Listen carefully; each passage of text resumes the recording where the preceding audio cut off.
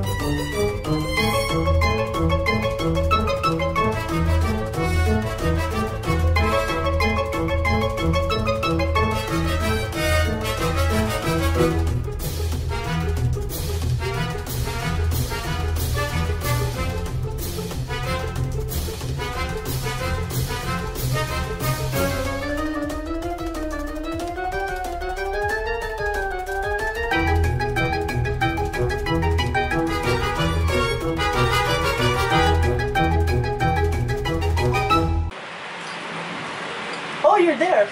Have you experienced pooping in the classroom, picking your nose in the public room, and PDA in the cinema photography, in the cinema movie theater? That's what we're gonna tackle today. Our vlog is all about today. Dirty is reality.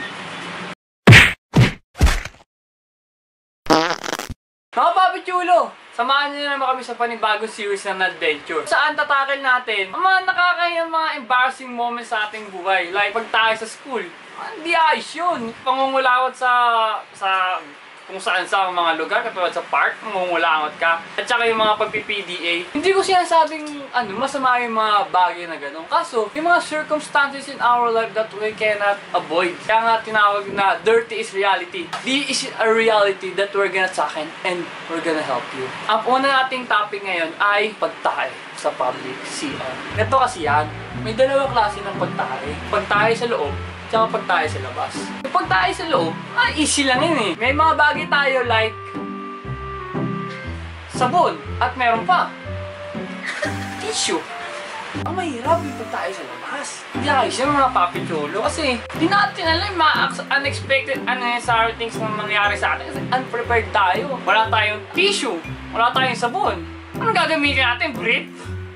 Pagtae sa labas kasi, sobrang hirap niyan. It's like all hell is loose and it's against you. The feeling of eye-popping, spine-tingling sensation while you're doing something like taking the exam.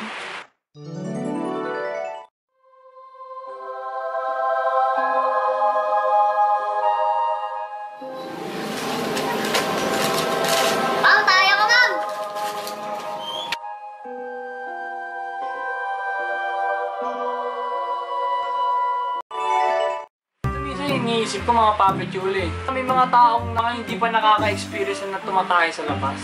Yun yung mga tinatawag ko ng mga the chosen one. Yung mga tao talaga na may mga pinagpala sila eh. Hindi pa rin na-experience yun. Kaya shoutout sa mga taong hindi pa natatay sa labas din ha. At sa mga public place din ha. Yun yung panararanasan. Ang hirap at sakit ng pagtayo sa labas. Kaya ako sa inyo, pasalamat kayo kay Lord na, Lord, thank you. Hindi pa kami nagpupup in the public place. Ngayon tatakal natin ang mga tamang procedure pag natatay ka na sa labas ng bahay mo. Mga ins and outs, do's and don'ts, true or false, yes and no's.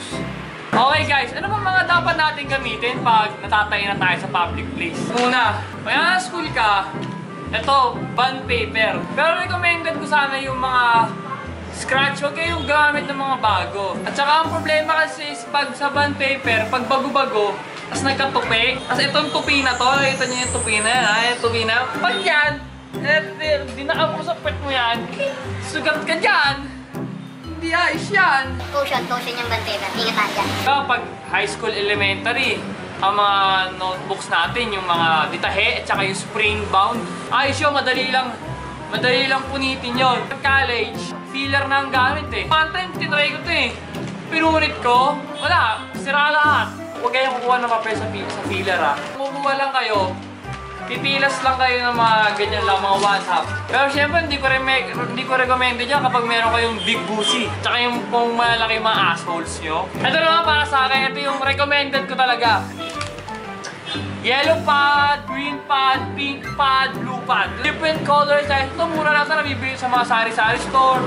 May blue, may green. Kung anong trip ng puwet nyo, anong kulay. Pero usually yellow pad to eh. Eh since ako, medyo mediocre kids ako, ito yung mga binibili ko yung colorful kasi medyo maarat tong puwet ko eh.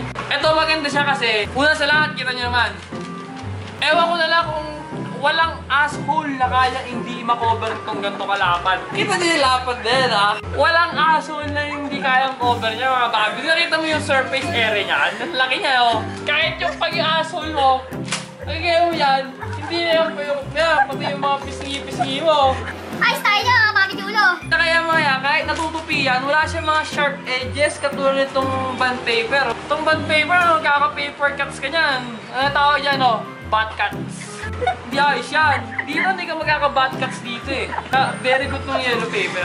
Kaso nga lang, meron mga iba't ibang thickness ang yellow paper. Hindi ako manipis. Itupiin niyo siya. You fold it once.